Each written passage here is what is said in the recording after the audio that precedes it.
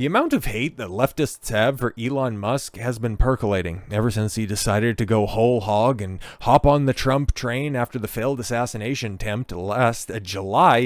It's just kind of simmered there. And then especially, started to really kick up a little bit higher after the election. And then with the formation of DOGE, it really kind of kicked off into stratosphere in the last couple of days. And it's very, very interesting, okay, especially when it comes to Tesla, and I think we'll have to talk about that next week. Just the sheer amount of domestic terrorism going around with just the Tesla brand in general.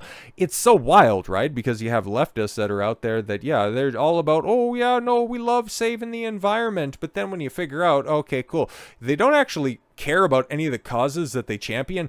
They just want their people in those positions of power. It's very strange. It's very strange to see, but also very revelatory, and another reason that you should never ever take leftists seriously. But there's one attack vector that we could take a look at probably next week, because it's really bad out there. I want to kind of shine a light on that. But when it comes to the Tesla stuff, we'll go to that. But as for Elon Musk itself, like the attack on him, it's very strange. It's very strange. And the left is finding themselves very precarious situations, right? Because Disney Silent, as Jimmy Kimmel joke, appears to encourage viewers to vandalize Tesla vehicles over political differences with Elon Musk. Yeah, because you see this. You see Seth Meyers out there, and Seth Meyers had a much more measured take on this when he was, talking about what was going on, and he's like, wow, you guys are cheering on domestic terrorism, huh? I wonder if he had are we the baddies type moment. But Jimmy Fallon, he's such a dyed-in-the-wall leftist that I don't think he's ever going to come to the conclusion that, he's on the wrong side of thing. But late night host Jimmy Kimmel once again facing backlash, this time making light of widespread vandalism against Tesla vehicles during a recent monologue. So he's out there, talking shit once again. But anyways, he can go ahead and get away with that stuff because nobody cares what Jimmy Kimmel has to say, because it all depends on what guests he has or what controversial things his guests say. Because does anybody really reference late night television as any sort of hotbed of cultural relevance?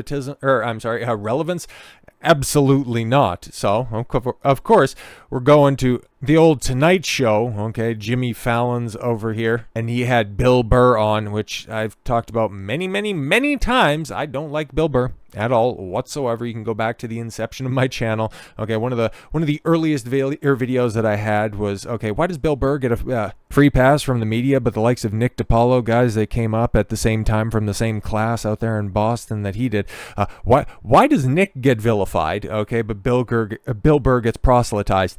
Oh, okay, several different reasons, one of which is about to become abundantly clear, because now he's being held up as being this beacon of truth. Oh my God, see guys, we got Bill Burr on our side. And it's so funny, right? Because you go back and you take a look at some of the old things that he says, and the moment that he falls out of favor with the left is the moment they're going to start canceling him. It's fucking hilarious. Right, to touch on this outrage with Musk and Tesla here, because we'll get back to the Musk stuff here in a moment, but it's so funny, right? Because the clarion call of the left right now is we want billionaires out of government, okay? It's just enough of these unelected officials telling our government what they need to do, who needs to run for office, and in what positions of power they need to occupy. We don't want that stuff anymore. It's like fucking hilarious, right? Can I introduce you to a certain George fucking Soros and maybe his Poindexter looking son Alex? Oh, okay, cool. You want to get money out of government right now because Elon Musk is out there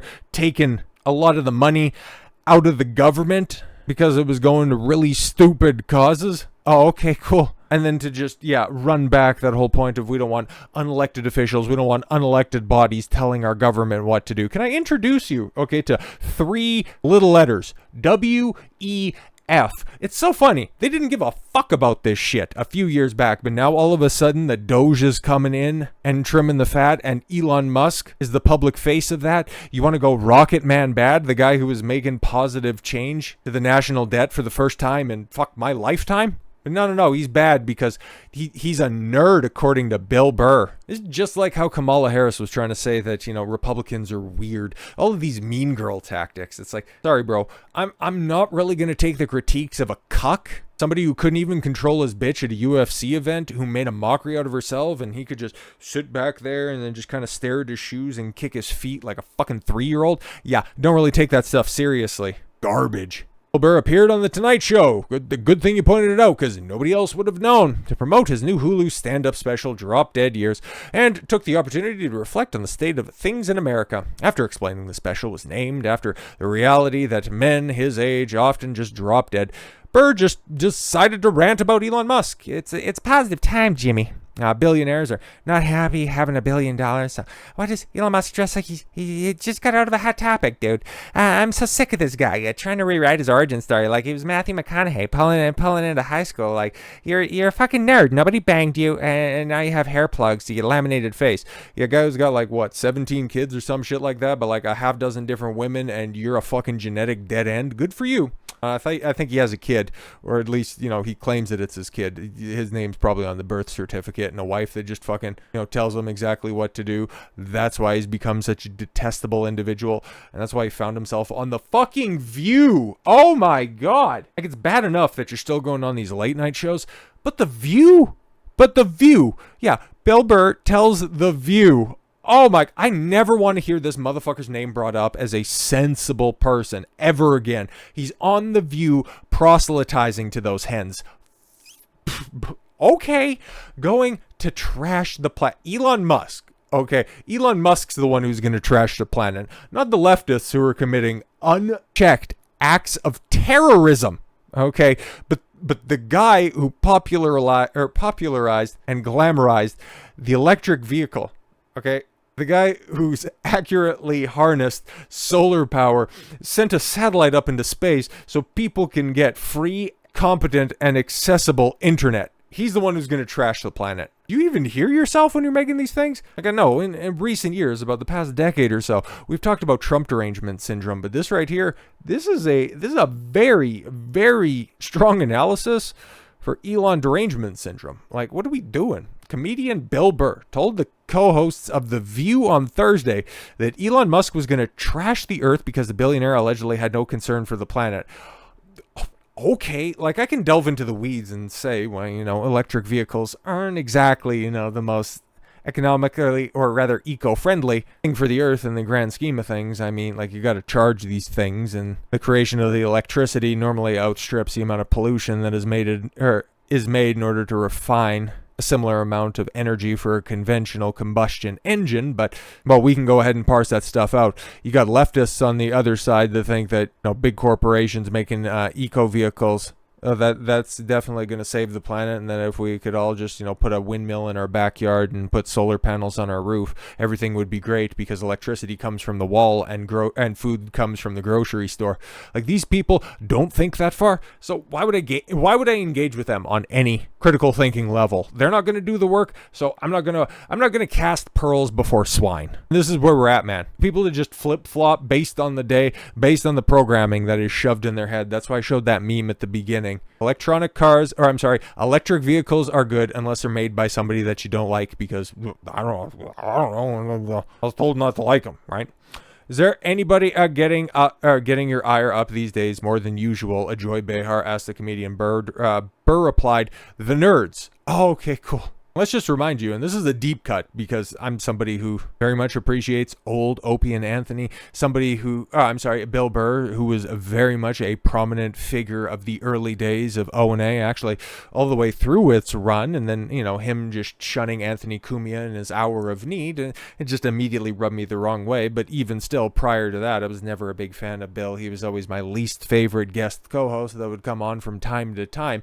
But he wants to talk about nerds, and this is the motherfucker who got booed off of a stand-up gig on a fucking bus going to a playoff Yankees game. He wants to talk about other people being nerds? Bruh, check yourself. Adding, the nerds that own the politicians, all these tech nerds that want to build robots because they don't know how to talk to hot women. Holy shit. I just did a video, okay, about Anthony Mackie and his takes on masculinity, and how I did none of the shit that he was talking resonated with me at all whatsoever, because he was trying to define masculinity in the context of what it can be used for in order to benefit a woman. This is exactly the same shit that Bill Burr is talking right here. Basing the quality of a man as defined by a woman. This is a bitch-made mentality. Can't say I'm surprised, though. They're going to take over the world. They are literally going to replace us. We're like beta right now, and they're coming out with VCR. Well, yeah, you and your cohorts are definitely beta. And I think Elon has got the rockets going because they realize there's other Earths out there. Very eloquent and well put. And they're going to trash this one because they don't have any concern for it. Yeah, okay. And they're going to move on to the next Earth, and, everybody's going to be standing down there. Oh, I'm sorry, down here in their blue and red ties going, wait a minute, I was on your side, and they're just going to leave, he continued. What stupid shit, man. Burr joined the co-host to discuss a new stand-up special, Drop Dead Years, in his debut on Broadway. Oh, okay, cool. Glenn Ross. Oh, wow. Cool, it's funny. And if you know the inside track with him and his wife and how she very much wears the pants in that relationship. And it's funny, right? Because he's going to be on Broadway doing Glenn Ross. But you know who is in the filmic adaptation of that? That would be Alec Baldwin. And if you've seen any of those clips that have been going around social media with Hilaria Baldwin recently, something also that we'll have to touch on next week. It's so funny, okay, because you got these anti-Trump, anti-Elon Musk blowhards and Bill Burr and Alec Baldwin, and both of them getting cucked by their wives, one caught on camera and one that, I don't know, is just a few months away from being cucked on camera again. I just find it very ironic that they're lashing out irrationally because they can't even control their own life at home. Oh well, bro, probably does a lot of that when he walks in on his wife getting dicked down by somebody who has a little bit more hair up top and a little bit more common sense between the ears. Sucks to suck, I guess. So with all that said, thank you all very much for the gift of your time. I've been Don Consuelo. I want you to follow your gut and get after it. Take care, everyone.